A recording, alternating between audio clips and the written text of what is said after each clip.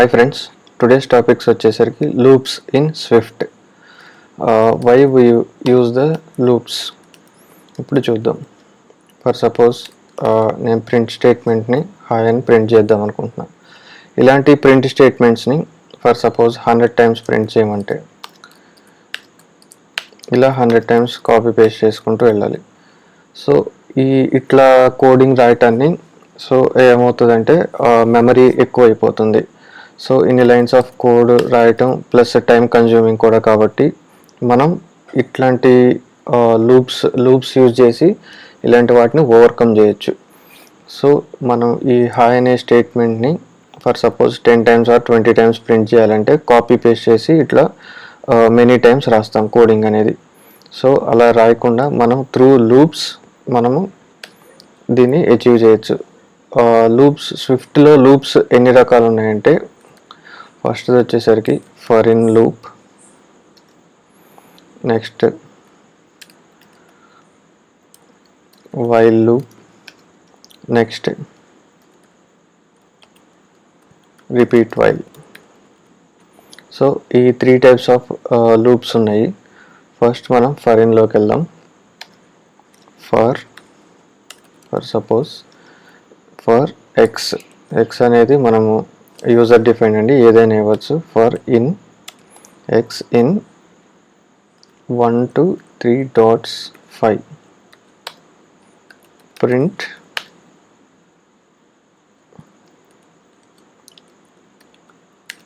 For లూప్లో string interpolation అండి, ఇది వేరియబుల్ ఇంటర్పోలేషన్. సో ఎక్స్ ఇక్కడ యూజ్ చేశాను. ఇక్కడ చూడండి, ఇది ఈ 3 డాట్స్ ఏంటంటే రేంజ్ ఆపరేటర్ అండి. ఇది ఏం రేంజ్ ఆపరేటర్ అంటే క్లోజ్డ్ రేంజ్ ఆపరేటర్. ఫర్ లూప్లో యూజ్ చేస్తారు ఎక్కువగా. ఈ రేంజ్ ఆపరేటర్స్ 3 టైప్స్ ఉంటాయి: closed range, half range and one sided range. ఇప్పుడు ఎక్స్ప్లెయిన్ చేస్తాను. ఇప్పుడు నేను రన్ చేస్తాను ప్రోగ్రామ్ని.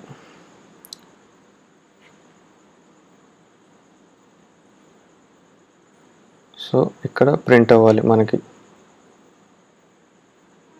ఫర్ 1 ఫర్ 2 అంటే మొత్తం 1 to 5 అన్నాను కాబట్టి 5 టైమ్స్ 1 2 3 4 5. ఫర్ సపోజ్ 10 ఇస్తే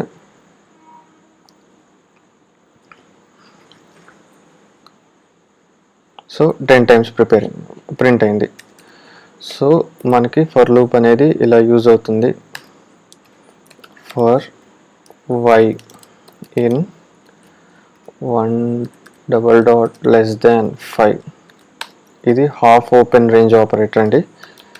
ఇది ఎట్లా యూజ్ అవుతుందో చెప్తాను.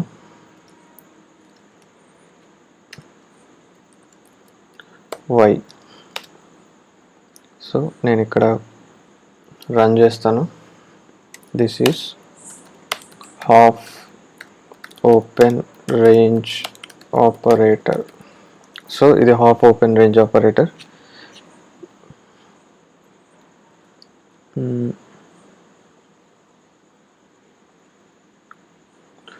ఫర్ లూప్ వచ్చేసరికి మనం ఇట్లా 1 2 3 ఇలా తీసుకుంటాము. ఇన్ కేస్ అరేస్ అయితే అరే తీసుకొని అరే డాట్ కౌంట్ అని తీసుకోవచ్చు.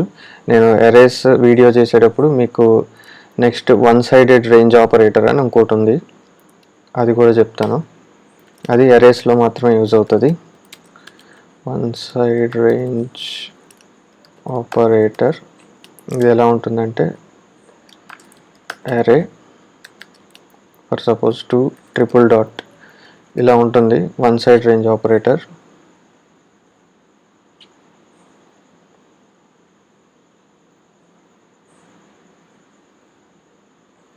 సో మనకి ఫర్ లూప్లో చూసారు కదా, హాఫ్ 1 2 3 1 2 3 4 1 2 3 4 వరకే ప్రింట్ అయింది. సో ఇది half range operator. 1 less than 5 అంటే ఇది 1 2 3 4 మాత్రమే తీసుకుంటుంది. సో ఇది ప్రింట్ అనేది ఓన్లీ 1 2 3 4 అయింది ప్రింట్. ఇది ఫర్ లూప్ అండి. Next while loop. వైల్ అని టైప్ చేసి ఎంటర్ కొట్టండి. అంటే while how to right while loop అనేది మనకు తెలుస్తుంది. While condition and some code here.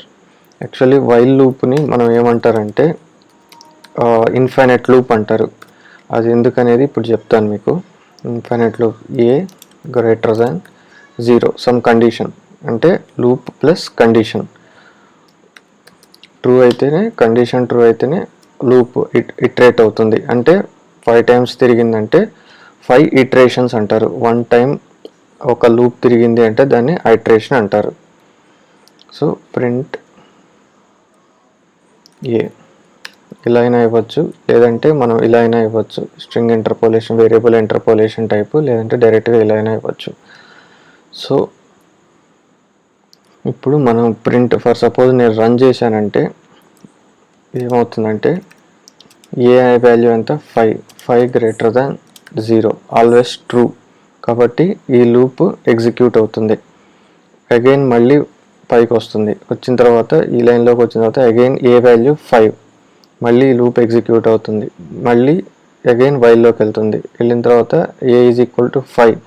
So ఇట్లా మెనీ టైమ్స్ తిరుగుతుంది. సో ఈ లూప్ అనేది ఈ లూప్ అనేది ఈ ఏ అనేది కండిషన్ సాటిస్ఫై అయినంత వరకు ఈ లూప్ తిరుగుతూనే ఉంటుంది.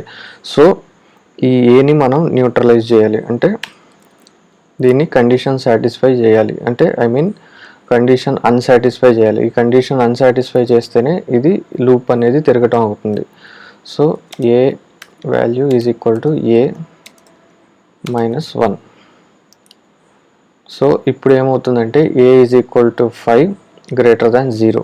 ప్రింట్ ఏ అంటే 5 ప్రింట్ అవుతుంది. Next A equal to 5, A value 5 కాబట్టి 5 - 1 4 అవుతుంది. అగైన్ పైన వైల్ లూప్లోకి వెళ్తుంది. సో ఇప్పుడు ఏమవుతుందంటే 4 greater than 0 condition true. Next ఏమవుతుంది 4 ప్రింట్ అవుతుంది. నెక్స్ట్ ఏ ఈక్వల్ టు 4 - 1, ఈ 4 - 1 ఏమవుతుంది 3 అవుతుంది. నెక్స్ట్ 3 అయిన తర్వాత మళ్ళీ అగైన్ ఈ లూప్ అయిపోయిన తర్వాత మళ్ళీ వైల్లోకి వెళ్తుంది. Again 3 greater than 0, so true. 3 - 1 again value ఏమవుతుంది 2 అవుతుంది. ఇట్లా మొత్తం ఐటరేట్ అయ్యి ప్రింట్ అవుతుంది. ఎట్లా ప్రింట్ అవుతుందంటే 5 4 3 2 1 0 గ్రేటర్ దాన్ 0 అంటే ఫాల్స్ మనకి, అందుకే 5 4 3 2 1కే ఆగిపోతుంది. For suppose greater than equal to అని ఇస్తే మనము, సో ఇప్పుడు ఏం ప్రింట్ అవుతుందంటే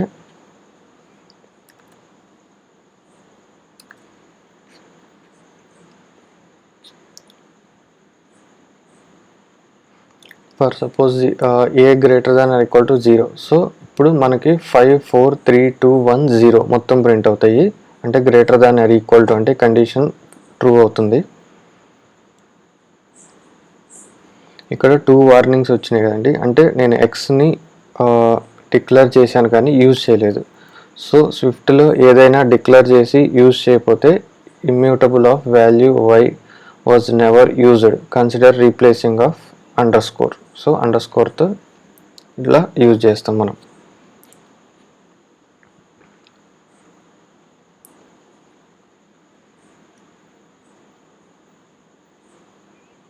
ఇప్పుడు 5 4 3 2 1 0 అని వచ్చింది కదా. సో ఈ వైల్ లూప్ని కండిషన్ సాటిస్ఫై చేయాలంటే మనం మాన్యువల్గా అన్సాటిస్ఫై చేయాలి. సో అప్పుడు ఈ వైల్ లూప్ అనేది ఇన్ఫైనైట్ లూప్ అవ్వదన్నమాట. సో బై డిఫాల్ట్ ఇది ఇన్ఫైనైట్ లూప్. రిపీట్ వైల్ కూడా సేమ్ అండి, సేమ్ ఇది కూడా ఇన్ఫైనైట్ లూపే. దీంట్లో కూడా print somewhere b equal to 5. So print b. So దీన్ని కూడా న్యూట్రలైజ్ చేయాలి కదా ఇన్ఫైనైట్ లూప్ కాబట్టి b equal to b - 1. Same ఇది ఎలాగైతే వైల్ లూప్ తిరుగుతుందో, కాకపోతే రిపీట్ వైల్ కాబట్టి వైల్ కండిషన్ అనేది లాస్ట్లో ఇస్తాం. b greater than 0. సేమ్ పైన వైల్ అయితే ఎలా యూజ్ చేస్తామో రిపీట్ వైల్ కూడా సేమ్ అలానే యూజ్ చేస్తాం. సేమ్ ఇది కూడా గ్రేటర్ దాన్ 0 అన్నా కాబట్టి 5 4 3 2 1 వస్తుంది. ఇదేమో 5 4 3 2 1 0 వస్తుంది. మీకు డిఫరెన్స్ కోసం b ఈక్వల్ టు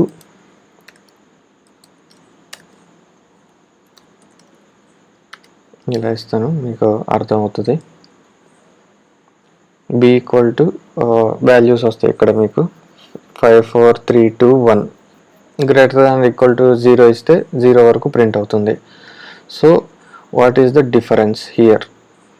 వైల్కి టు రిపీట్ వైల్కి డిఫరెన్స్ ఏంటి మనకి ఇప్పుడు నేను చూపిస్తానండి. ఈక్వల్ టు క్లారిటీ కోసం A equal to A value అనేది, ఫర్ సపోజ్ నేను ఏ వాల్యూ -5 ఇచ్చాను, సేమ్ థింగ్ డిఫరెన్స్ కోసం -5 అని ఇచ్చాను. I will run. ఇప్పుడు మీరు అవుట్పుట్ చూడండి. b ఈక్వల్ టు -5 అంటే ఇక్కడ వైల్ లూప్ అనేది అసలు ఎగ్జిక్యూట్ అవ్వలేదు, ఈ వైల్ లూప్ లోపలికి వెళ్ళలేదు, ఎందుకంటే a అనేది -5 greater than or equal to 0 condition wrong. కానీ రిపీట్లో మాత్రం -5 అనేది రిపీట్ అయింది. సో ఫస్ట్ ఇది ఏం చేస్తుందంటే ఫస్ట్ ఎగ్జిక్యూట్ చేసి బ్లాక్ని, తర్వాత కండిషన్ చెక్ చేసుకొని నెక్స్ట్ ఎగ్జిక్యూట్ అవ్వాలా లేదా అనేది రిపీట్ అనేది చూస్తుంది.